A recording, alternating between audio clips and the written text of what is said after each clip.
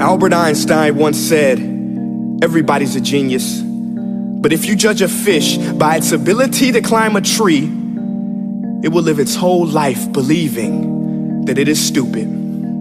Ladies and gentlemen of the jury, today on trial we have modern day schooling. Glad you could come. Not only does he make fish climb trees, but also makes them climb down and do a 10-mile run. Tell me, school, are you proud of the things you've done? Turning millions of people into robots, do you find that fun? Do you realize how many kids relate to that fish? Swimming upstream in class, never finding their gifts, thinking they are stupid, believing they are useless? Well, the time has come, no more excuses. I call school to the stand and accuse him of killing creativity, individuality, and being intellectually abusive. He's an ancient institution that has outlived his usage. So, Your Honor, this concludes my opening statement, and if I may present the evidence of my case, I will prove it. Proceed. Exhibit A. Here's a modern day phone. Recognize it? Here's a phone from 150 years ago. Big difference, right? Stay with me. Here's a car from today, and here's a car from 150 years ago. Big difference, right? Well, get this. Here's a classroom of today, and here's a class we used 150 years ago. Now ain't that a shame? In literally more than a century, nothing has changed. Yet you claim to prepare students for the future? But with evidence like that, I must ask, do you prepare students for the future or the past?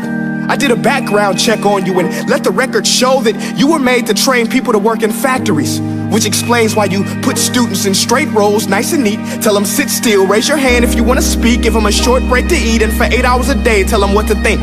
Oh, and make them compete to get an A letter which determines product quality, hence grade A of meat. I get it. Back then, times were different. We all have a past. I myself am no Gandhi. But today, we don't need to make robot zombies. The world has progressed. And now we need people who think creatively, innovatively, critically, independently, with the ability to connect. See, every scientist will tell you that no two brains are the same. And every parent with 2 or more children will confirm that claim. So please explain why you treat students like cookie cutter frames or snapback hats, giving them this one-size-fits-all crap. Watch your language. Sorry, Your Honor, but if a doctor prescribed the exact same medicine to all of his patients, the results will be tragic. So many people would get sick, yet when it comes to school, this is exactly what happens, this educational malpractice, where one teacher stands in front of 20 kids, each one having different strengths, different needs, different gifts, different dreams, and you teach the same thing the same way? That's horrific. Ladies and gentlemen, the defendant should not be acquitted. This may be one of the worst criminal offenses ever to be committed. And let's mention the way you treat your employees. Objection. Overruled. I want to hear this. It's a shame. I mean, teachers have the most important job on the planet, yet they're underpaid?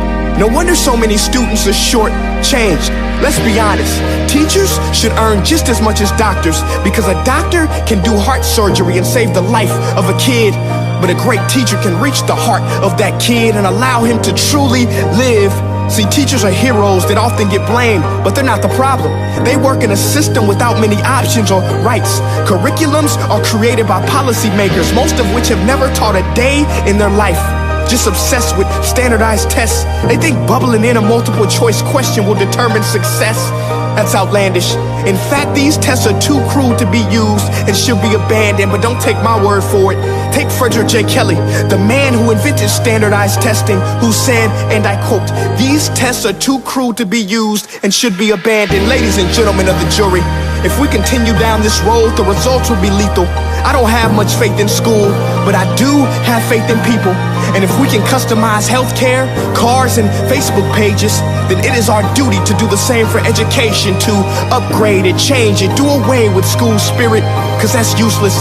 Unless we're working to bring the spirit out of each and every student, that should be our task.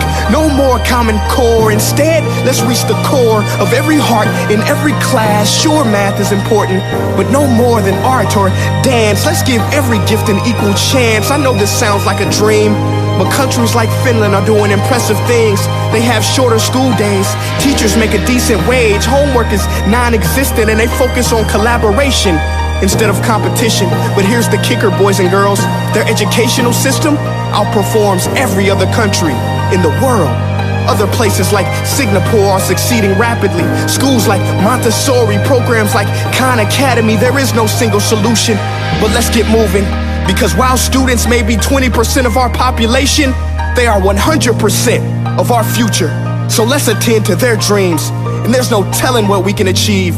This is a world in which I believe, a world where fish are no longer forced to climb trees. I rest my case.